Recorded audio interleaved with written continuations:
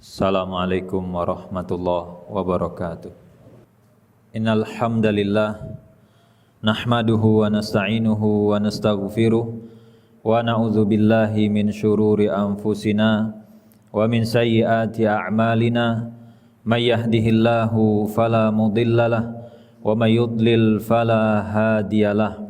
Asyhadu an la ilaha illallah wahdahu la syarikalah wa asyhadu anna Muhammadan abduhu wa rasuluh la nabiyya wa la rasula ba'dah. Allahumma salli wa sallim wa barik ala nabiyyina Muhammadin wa ala alihi wa sahbihi wa sallam. Qala Allah Ta'ala ya ayyuhalladzina amanu taqullaha haqqa tuqatih wa la tamutunna illa wa antum muslimun. Fa ya ibadallah usi nafsi wa iyyakum bitaqwallah faqad fazal muttaqun. Jamaah salat Jumat rahimani wa rahimakumullah. Topik khutbah kita pada siang hari ini yaitu adalah satu ayat tentang amanah. Satu ayat tentang amanah yang dimaksud yaitu adalah firman Allah di dalam Quran surat An-Nisa ayat 6. Dan dari satu ayat ini kita akan bedah menjadi 3 poin pembahasan. Allah Subhanahu wa taala berfirman, "Wabtalul yatama hatta idza balagun nikah fa in anastum minhum rushdan fadfa'u ilaihim amwalahum."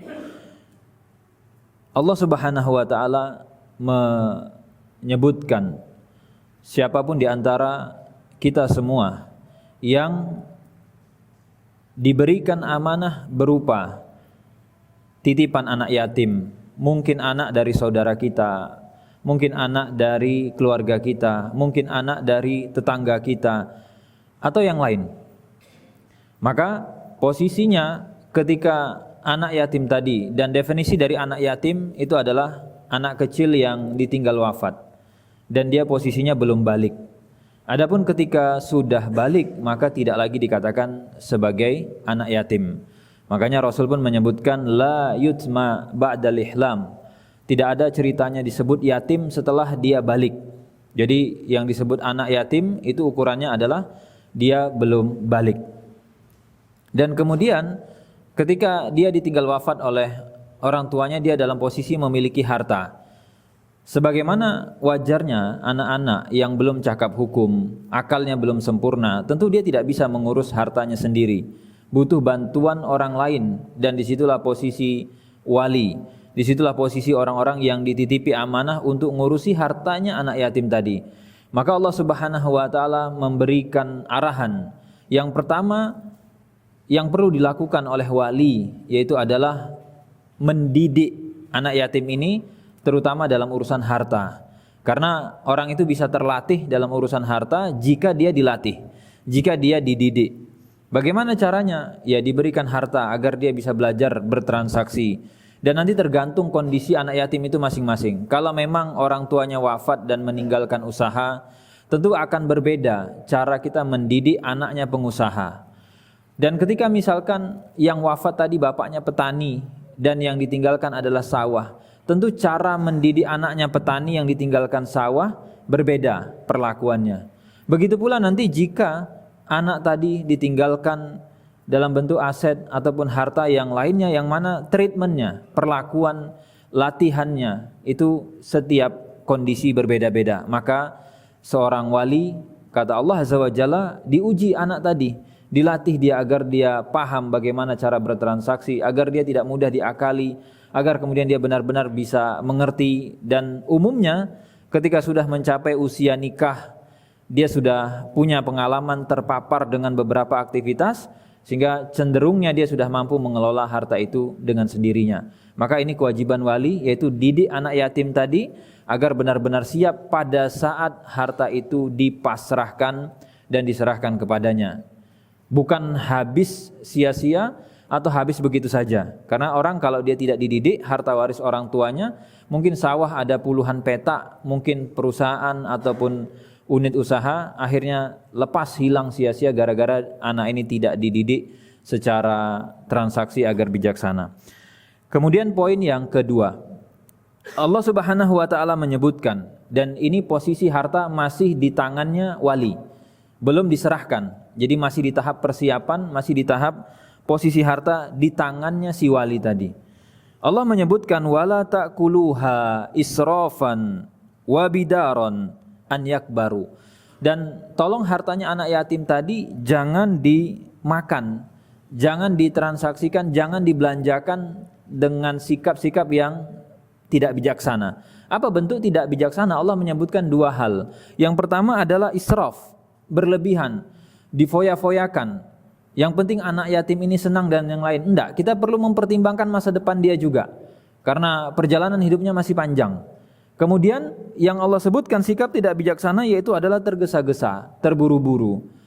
Makanya di sini pentingnya wali juga teredukasi dengan yang namanya kemampuan keuangan. Jangan sampai nanti dia pun ternyata tidak terliterasi dengan tata kelola keuangan yang baik. Dan kemudian Allah menyebutkan kalau posisinya wali, wa man kana ghaniyan falyasta'fif, mampu dia mencukupi nafkah dirinya sendiri. Sehingga kalau kita sebagai pamannya atau kita sebagai tetangganya atau kita sebagai keluarganya dan posisi kita mampu untuk makan, untuk nafkah kita, alhamdulillah kita bekerja atau kita punya pemasukan, kita punya gaji, maka kata Allah janganlah diambil, janganlah dikurangi harta anak yatim tersebut. Lalu bagaimana dengan kontribusi yang kita sudah berikan? Namanya ngurusi anak orang, itu pasti ada kontribusi, kontribusi tenaga, kontribusi pikiran, kontribusi waktu. Maka ulama menjelaskan harapkanlah pahala di sisi Allah Azza wa Jalla. Sehingga kalau bisa tidak hitung-hitungan, dalam artian saya sudah urusi harta kamu, tolong saya dikasih. Tapi kemudian Allah lanjutkan wa man kana faqiran. Kalau memang kondisinya miskin, kondisi walinya tidak mampu untuk menafkahi dirinya sendiri, maka kata Allah falyakul bil ma'ruf. Boleh, silahkan Anda ambil. Bagaimana cara ngambilnya? Ulama memberikan penjelasan, bisa dengan cara kita berutang dulu. Mungkin kita habis dipecat, belum gajian, kita utang sebatas untuk bisa makan diri kita. Nanti setelah ada uang kita bayar dan kembalikan. Sehingga uangnya anak yatim tidak hilang sia-sia, hanya dipinjam sesaat lalu dikembalikan. Lalu ulama menjelaskan yang lain, bagaimana jika harus keluar masuk ke kita, maka ubahlah itu menjadi akad ijarah. Saya sebagai karyawan kamu, saya bekerja untuk kamu, saya sebagai dalam tanda kutip pembantu kamu. Maka nanti akan dihitung harga wajar.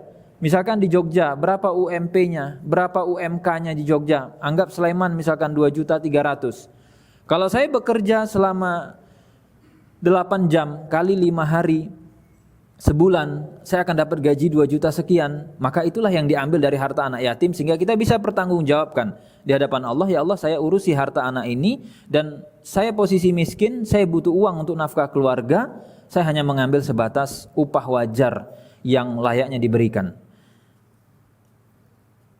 Itu 2 poin ketika posisi harta masih di tangan kita sebagai wali. Dan kemudian poin yang ketiga, ini sebagai penutup ayat, Allah Subhanahu wa taala sebutkan fa idza dafa'tum ilaihim amwalahum. Kalau nanti posisinya kita sudah merasa anak ini cakap, dewasa dia, bijaksana, bisa kelola harta dengan baik, tidak boros, tidak berfoya-foya, dan benar-benar bisa mengelola harta layaknya orang dewasa, maka serahkan harta itu kepada dia dan jangan ditahan-tahan. Karena realita di masyarakat, ada paman, ada Pak D, ada Om, ada wali-wali anak yatim yang ketika sudah masanya untuk menyerahkan hartanya anak yatim dipersulit, dia tahan, ada aja alasannya. Maka Allah berikan peringatan, kasih, karena itu bukan punya kita. Dan kemudian pesan dari Allah Azza wa Jalla, fa'ashhidu alaihim, tolong ketika menyerahkan harta anak yatim hadirkan saksi. Walaupun ulama menjelaskan apakah wajib? Tidak. Tapi ini adalah rekomendasi dan anjuran. Agar apa? Tidak terjadi hal-hal yang tidak diinginkan kemudian hari. Ada saksi bahwa semua harta kamu sisanya sekian dan sekian, ini laporannya dan yang lain sudah saya serahkan. Ada hitam di atas putihnya. Supaya kalaupun nanti muncul misalkan provokasi dari yang lain, di kemudian hari kita sudah bisa menutup celah untuk terjadinya sengketa. Dan di akhir ayat Allah tutup wa kafa billahi hasiba. Makanya nanti kalau misalkan ada yang ngompori wali untuk hitung-hitungan terkait kontribusi, maka Allah sebutkan di akhir ayat, cukuplah Allah itu yang maha menghitung-hitung itu semua. Jadi orientasinya apa? Kalau kita mampu, kita cukup untuk diri kita, maka konversilah setiap kontribusi tadi menjadi saldo pahala kita di akhirat kelak. Karena waktu kita pasti terbuang, pikiran kita pasti tergunakan, lalu tenaga kita dan seterusnya. Itu 3 poin dari satu ayat yang Allah Subhanahu wa taala sampaikan terkait dengan amanah dan secara khusus yang berhubungan dengan hartanya anak yatim. Aku lu qauli hadza astaghfirullah li wa lakum wa li sairil muslimina min kulli dzamb fastaghfiru innahu huwal ghafurur rahim. Alhamdulillah wa kafa wa salatu ala habibinal mustafa. Amma ba'd, jamaah salat Jumat rahimani wa rahimakumullah. Bagaimana dengan kita yang dititipi amanah tapi bentuknya bukan hartanya anak yatim, maka secara kaidah tetap sama.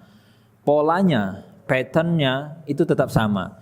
Yaitu adalah ketika yang kita pegang hartanya orang lain, maka kaidah dasar dari orang yang dititipi amanah yaitu adalah bertindak untuk dan atas nama pemilik harta. Sehingga orientasi yang dipikirkan adalah kepentingan dan maslahat dari orang yang punya.